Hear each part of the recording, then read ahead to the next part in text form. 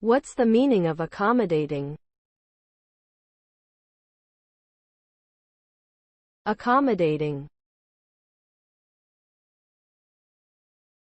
Accommodating.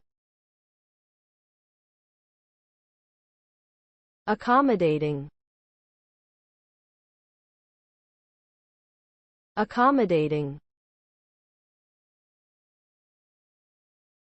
Accommodating. The word accommodating means willing to please or help. It can also mean making adjustments to suit someone's needs.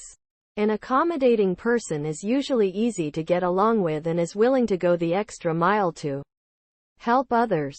They are often seen as being helpful, kind, and generous.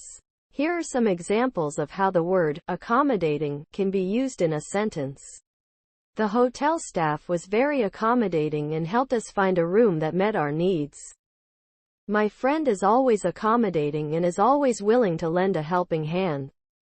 I'm trying to be more accommodating in my relationships and try to see things from other people's perspectives.